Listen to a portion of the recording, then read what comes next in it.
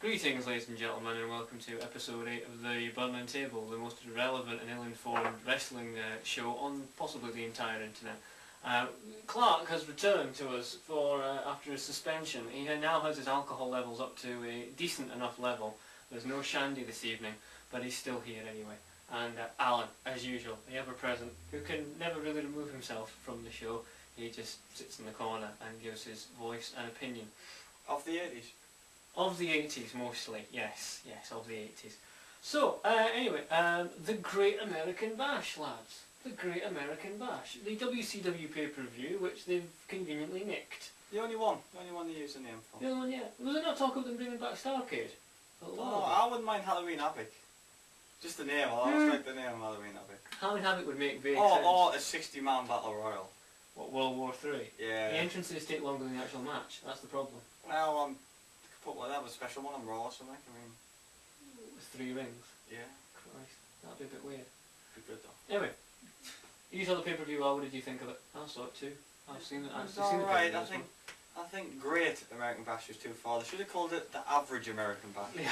The Average American Bash. It wasn't the greatest pay-per-view in the history of mankind. It had some decent matches, I thought Shelton Benjamin, Matt Hardy was good. It was a good match. It was a good match. It was a good clean win. So yeah, I thought it was quite good. It didn't seem to set the house alight, but no, you had Mark Henry's ECW and the heel turn with that was Colin the worst heel turn I've seen. It's seen. Pointless because Mark Henry. Why would a massively built black man need a little skinny guy to help him? Right? Surely he's got the ability to beat Tommy Dreamer, which he has done on many occasions before. Tommy Dreamer's holding him down, man. That's the simple explanation. Well, that's why he joined. I suppose most people Tommy Dreamer. I mean, basically he's just there to job. That's his job, really, isn't it? Have I seen Tommy Dreamer actually win a match? Well, we saw Mark Henry beat Tommy Dreamer at Newcastle, love. Yes, but I mean, have I ever seen in all the events I've been to has Tommy Dreamer actually won a match? No, I thought he hasn't won many matches. Oh no! I now remember. Yeah, he just kind of gets beat up a bit and then walks out of the ring going. Like you all remember the famous one when he accidentally whacked Jericho in the face with that kendo stick, and Jericho had that massive thing on his head. When was that? Royal Rumble. Yeah. Which one?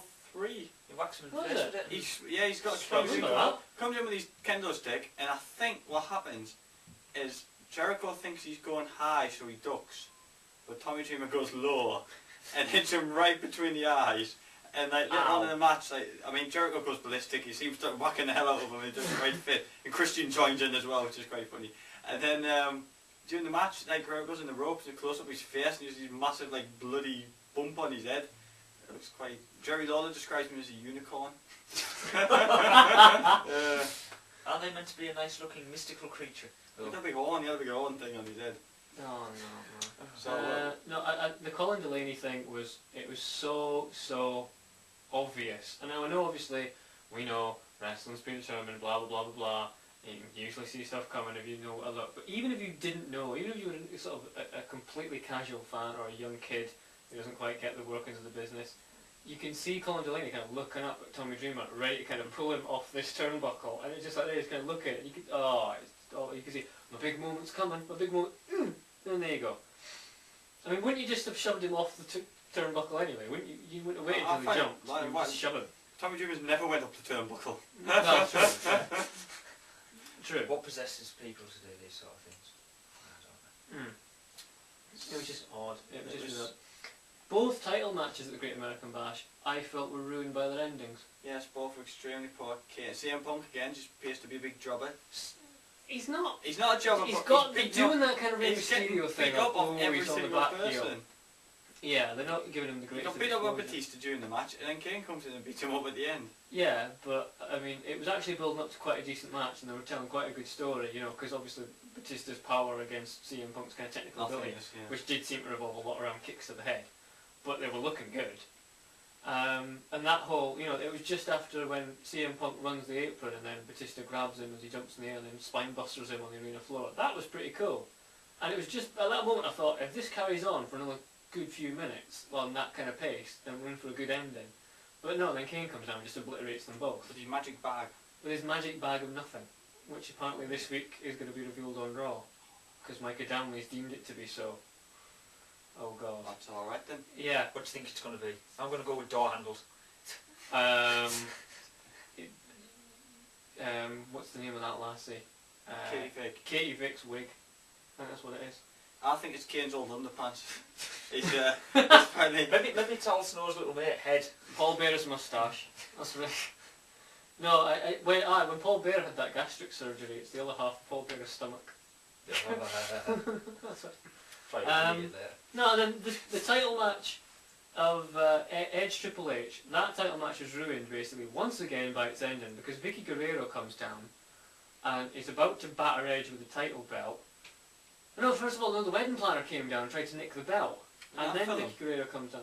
Yeah, it is. That's Jennifer Lopez, I think. Yes, you're correct there. Terrible. Yes. Anyway, Yeah, I've got time. We're going here. Look, the time is here. Keep We're going, on keep 6 minutes, Keep 6 going, seconds. right.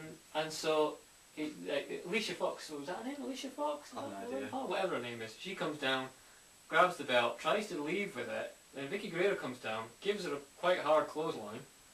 And then Vicky Guerrero grabs the belt, tries to try and batter Edge with it before he gets up. And then, before she does that, wedding planner woman comes in, batters her, they have a bit of a fight in the middle of the ring. And then the referee, Vicky Guerrero, and this wedding planner are all together in one group, and Edge just runs towards them for a spear and ends up spearing Vicky. A, how many finishing moves has that woman had to absorb in the last few months? And B, of those three, who the hell was Edge aiming for? Exactly. And it's the usual thing of, oh, Edge is so in shock about spearing his wife that Triple H manages to creep up behind him and kick him in the stomach and then pedigree him for the win. And I was like, that match was building up into something really good until they kind of cocked it up with the ending. Then you had the Jericho Michaels bizarre match. Yeah, that was. But I like the storyline, and I have to for once compliment the WWE on the handling of that storyline. I think Jericho's heel turn has been a good success. But the whole Michaels eye thing's ridiculous, especially he busted his eye on after an elbow. Yeah. It wasn't a big move, and then the ending was lame. He stopped the match because he punched him in the face a few times. Why not hit the finisher then stop the match? Why just stop the match? Because he could have done that code breaker thing. Yeah, why just stop the match? It just seemed pointless. What's he got? Detached retina? Yeah. He bled from his eyebrow profusely, and that's a detached retina. Because we work in an opticians, and obviously we get people coming in with detached retinas all the time, bleeding out their eyebrow. Obviously, it's terrible. You can see it coming down the street from a mile away. Yeah. Nasty. And he was on. He was actually on Raw. Shawn Michaels just gone, and he Did was he have a going. patch? No, he didn't. He was having, to give it his technical term, bong eye. But Keep going, we know. Keep going. yeah, no, Bong okay. eye. That does sound like is that the phone? No. So yeah, he was saying how apparently he's not done the. You were expecting him to do the whole "I'll meet Jericho at SummerSlam" thing, but he It's going to didn't. happen He in a said, sanctioned street fight. no, I don't think he is. Oh. Or the match that never happened according to Bischoff. Shouldn't it? And it's never going to happen. But it's still in the DVD. Still one of the best matches for It is still one of the best matches on the entire card, yeah. No, he didn't do the whole thing, oh, I'll have a match with, Jericho at SummerSlam. He just did the whole thing of, oh, I'm meeting with my doctors on the Friday before SummerSlam, so I'll be at SummerSlam to give the medical results and let everyone know yeah, what the they're advertising that now as, yeah. It's a bit like, well, you've had a match, ladies and gentlemen, but here's Shawn Michaels with his doctor's report, ready to read it to you. I just don't see the weird... Didn't they do something like that with Shelton Benjamin? His man gave him a note or something that he couldn't wrestle. Something like that. Just imagine Michael's doctor reports, I regret to inform you all that I've got herpes. My eye is fine, but I have herpes. And Jericho's like, I'm not jumping into a guy with herpes. Good night. Right, anyway, we're going to wrap up the first 10-minute segment. We're going to be back in episode 2. We're going to be talking about SummerSlam, probably because Al's taken delivery of his SummerSlam anthology box set this morning, so he's quite an excited little boy. We'll see you in the